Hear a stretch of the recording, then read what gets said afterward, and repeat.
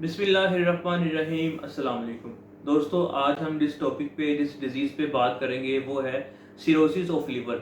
ये एक ऐसी कंडीशन होती है, ऐसी लाइफ थ्रेटनिंग कंडीशन होती है जिसमें दोस्तों जो है जिगर फेल हो जाता है, फिर आखिर में आपको लीवर ट्रांसप्लांट करवाना पड़ता है, जो कि एक बहुत ही महंगा प्रोसीजर है। इसलिए इसको ना अफोर्ड करने की वजह से बहुत से लोगों की मौत वाक़ई हो जाती है। तो दोस्तों, इस वीडियो में मैं आपको बताऊंगा कि लीवर सिरोसिस की ये क्या होता है, इसकी इलामात, इसकी वजूहात क्या हैं, और आखिर में मैं आपको चंद होम्योपैथिक मेडिसिन बताऊंगा जो बहुत अच्छा काम करती हैं लीवर सिरोसिस की डिजीज़ में। लेकिन दोस्तों, अगर एलोपैथिक इलाज की बात की जाए तो याद रखें कि एलोपैथिक में लीवर सिरोसिस का कोई भी इलाज मौजूद नहीं है, बल्कि अगर आप इस डिजीज़ में एलोपैथिक मेडिसिन का इस्तेमाल करते हैं तो इससे आपको आपके लिवर को बहुत नुकसान पहुंचता है, आपका लिवर मज़ीद ख़राब हो जाता है और ये लीवर जल्द फेल हो जाता है। तो इसलिए एलोपैथिक में दोस्तों इसका कोई इलाज मौजूद नहीं है। लेकिन अगर होम्योपैथिक इलाज की बात की जाए तो दोस्तों, जो आपको मैं मेडिसिन बताऊंगा ये मुकम्मल तौर पे लिवर सिरोसिस का सेफ ट्रीटमेंट है, बहुत अच्छा इलाज है।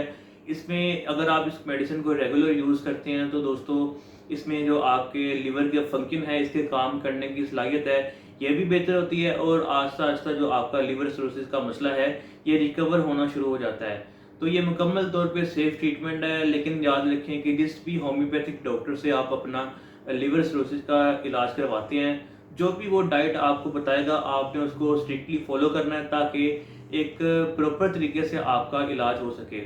क्योंकि दोस्तों ये जो लिवर होता है इसका बहुत इंपॉर्टेंट काम होते हैं हमारी बॉडी में।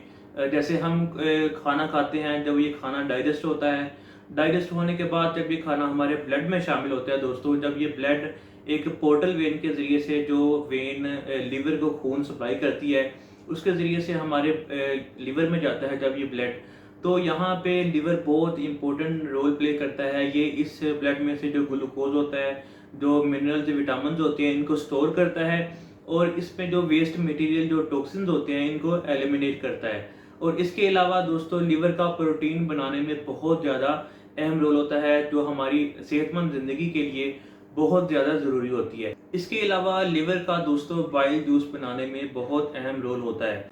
बाइल जूस क्या होता है, ये हमारे खाने को डाइजेस्ट करने में बहुत हेल्प करता है, और ये बाइल जूस जो लिवर बनाता है ये लिवर के बिल्कुल नीचे मौजूद गॉल ब्लैडर में स्टोर किया जाता है। तो सिरोसिस ऑफ लिवर क्या होता है दोस्तों, अगर इसकी बिल्कुल सिंपल सी डेफिनेशन की जाए तो ये and stage of liver disease है। इसमें आपके लिवर के ऊपर स्कार टिश्यूज बन जाते हैं। वो कैसे बनते हैं दोस्तों, हमारा लिवर एक ऐसा वाइटल ऑर्गन है जो अपने आप को रिकवर करता है। उसमें ये एबिलिटी होती है कि जब भी किसी भी वजह से लिवर के टिश्यूज, लिवर के सेल्स डेड होते हैं, तो ये उनकी जगह पे अपने आप को रिकवर करने के लिए नए सेल्स बनाता है। लेकिन दोस्तों, जब किसी भी इन्फेक्शन की वजह से या लिवर को ज़्यादा नुकसान पहुंचता है, लिवर के जो सेल्स हैं ये ज़्यादा तेज़ी से डेड होते हैं, तो लिवर को उतना ही ज़्यादा काम करना पड़ता है अपने आप को रिकवर करने के लिए। ये उतनी ही तेज़ी से उन डेड सेल्स की जगह पे नए सेल्स बनाता है।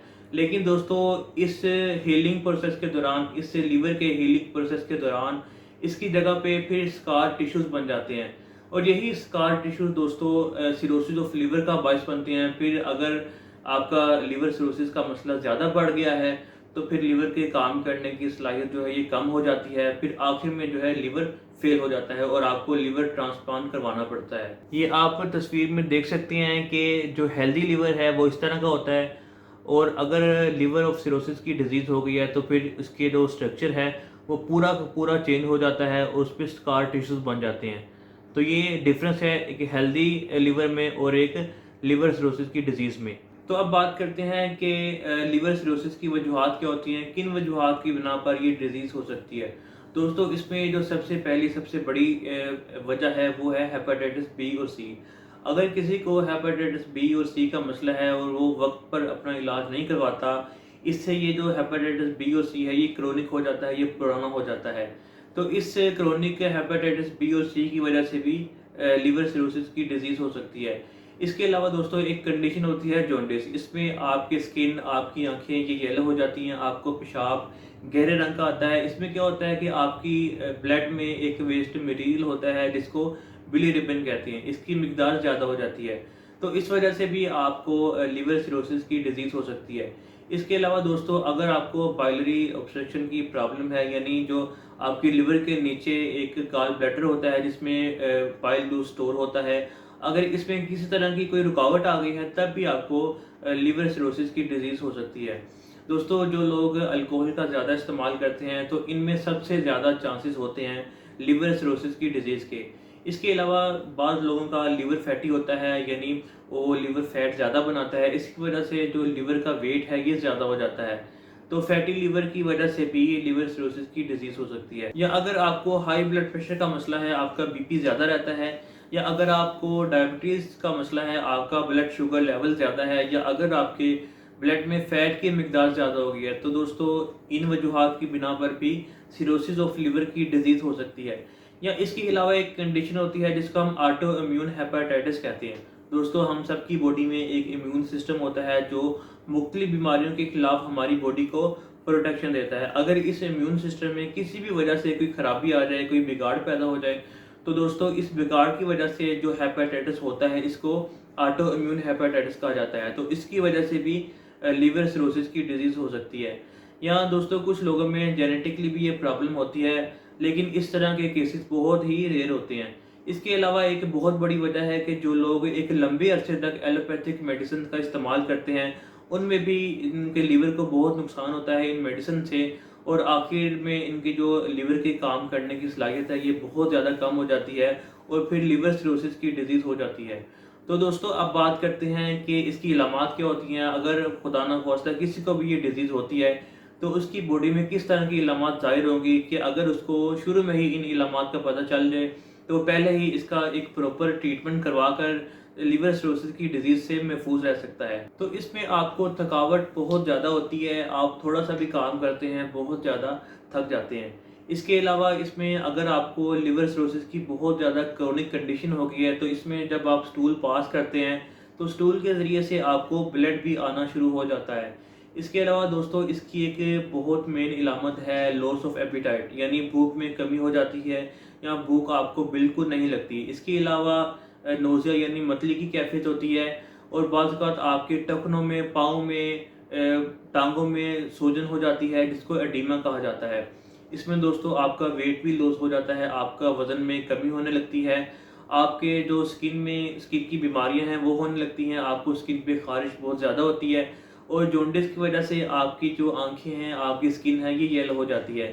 इसके अलावा दोस्तों, अगर मर्दों की बात की जाए तो मर्दों में एक कंडीशन होती है गायनिकोमेस्टिया, यानी मर्दों में जो ब्रेस्ट ग्लैंड्स होते हैं ये इंक्रीज़ होने लगते हैं, उनके ब्रेस्ट बढ़ जाते हैं, क्योंकि मर्दों में जो टेस्टोस्टेरोन और एस्ट्रोजन हार्मोन्स होते हैं ये इम्बैलेंस हो जाते हैं। और अगर फीमेल्स की बात की जाए तो दोस्तों फीमेल्स में पीरियड्स में खराबी देखने को मिलती है। इसके अलावा दोस्तों एक कंडीशन होती है हेपेटिक इंसेफेलोपैथी। ये एक नर्वस सिस्टम डिसऑर्डर होता है जिसमें आपका लीवर प्रॉपर तरीके से काम नहीं करता, और प्रॉपर तरीके से जो ब्लड में वेस्ट मटेरियल होते हैं इनको एलिमिनेट नहीं करता।